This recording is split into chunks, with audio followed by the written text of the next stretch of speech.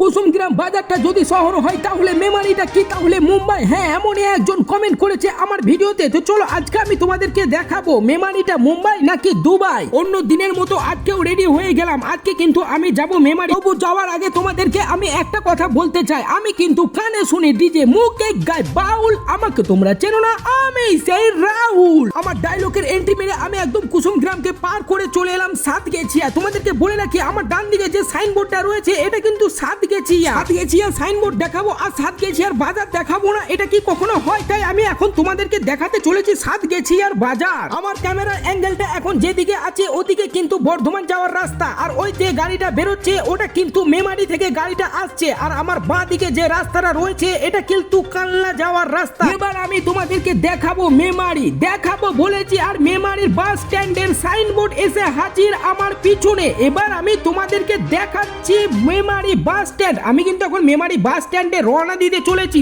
এখন আমি দাঁড়িয়ে রয়েছি মেমারির একদম বাস স্ট্যান্ডের মধ্যেখানে। এবার আমি ভাবলাম বাস স্ট্যান্ডটা একবার ঘুরিয়ে দেখাই। বাস স্ট্যান্ডটা কিন্তু খুবই বড়, অনেকই গাড়ি দাঁড়িয়ে রয়েছে। আর এই মেমারি বাস স্ট্যান্ডে কারা কারা এসেছো একবার এলেও কমেন্ট করে অবশ্যই জানাবে। তারপরে আমি একটা বাসকে দাঁড় করিয়ে দিলাম, এখানে লেখা রয়েছে কাটুয়া মেমারি। তারপরে আমি চলে গেলাম পরবর্তী বাসের কাছে, এখানে রয়েছে কালনা মেমারি। এখন কালনা থেকে এসেছে, এবার মেমারি থেকে কালনা যাবে। তারপরে আমি ক্যামেরার অ্যাঙ্গেল ঘোরাতেই এখানে দেখছি খাতা কলমে লেখা রয়েছে প্রাণের শহর মেমারি। তোমরা কিন্তু এখন দেখতে পাচ্ছ কারণ আমি দেখাচ্ছি তোমাদেরকে। তারপর ক্যামেরার অ্যাঙ্গেল চেঞ্জ করতেই দেখি সুন্দর একটি তিন মাথা রয়েছে এখানে, আর এই তিন মাথার জায়গাটার নাম আমি জানি না, যাদের জানা আছে অবশ্যই কমেন্ট করে জানিও। এখন আমি চলে এসেছি মেমারি পৌর ভবন। মেমারি পৌর ভবনের সাইনবোর্ডটা দেখালে হবে, পুরো বিল্ডিংটা একবার আমি তোমাদেরকে দেখিয়ে দিলাম। এখন আমি দাঁড়িয়ে রয়েছি এক পৃথিবীর কাছে। তোমরা হয়তো বলবে দুই পৃথিবী কোথায়? এটা তো দেবের আর জিতের মুভি নয় যে দুই পৃথিবী থাকবে। তারপর টোটোই করে আমরা এখন রওনা দিয়েছি কৃষ্টির দিকে। তারপর এখানে এসে দেখছি